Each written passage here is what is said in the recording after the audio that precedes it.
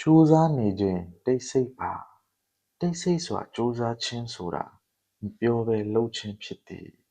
မကြော်ညာဘဲတည်ငြိမ်စွာတိုးတက်နေခြင်းပဲဖြစ်ပါတယ်ဘဝဟာစစ်မှန်တဲ့လေ့ကျင့်ခန်းတစ်ခုပဲလူတိုင်းရဲ့အောင်မြင်မှုနောက်ကတိတ်ဆိတ်ကြိုးစားမှုရှိတတ်ပါတယ်တစ်နေ့တစ်ခြားတိုးတက်ဖို့မျှော်လင့်ပါအခြားသူများအမြင်ထဲမှာမမြင်ရသေးတဲ့အချိန်တွေမှာပင်မင်းကမျှော်လင့်ချက်ကိုလက်မလွတ်ပါနဲ့မင်းကြိုးစားနေတဲ့အရာတွေဟာတစ်နေ့တစ်နေ့ပန်းသီးအဖြစ်ငယ်ငယ်လေးနဲ့ပေါက်လာမှာပါမအောင်မြင်ခင်လေကြီးလေတံတွေမထွက်သင့်ဘူးတိတ်တိတ်လေးနဲ့တည်ငြိမ်အောင်လုပ်ပါကိုဘဝကိုပဲအောင်မြင်အောင်လုပ်နိုင်စွမ်းရှိတာပါဒီနေ့မှာမင်းရဲ့တိတ်ဆိတ်ကြိုးစားမှုက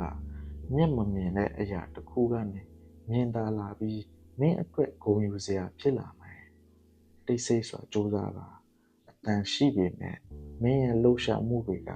မျိုးဆက်အသစ်တစ်ခုဖန်တီးနေပါတယ်ဟုတ်ပါတယ်ဗျာကြိုးစားပါအောင်တာမအောင်တာကတော့ကိုယ့်ရဲ့ကံတရားပေါ့ဒါပေမဲ့ကြိုးစားရမယ့်အလုပ်ကတော့ကိုယ့်ရဲ့အလုပ်ပါပဲဗျာအဲဒါကြောင့်ဆက်ကြိုးစားပါလို့တိုက်တွန်းချင်ပါတယ်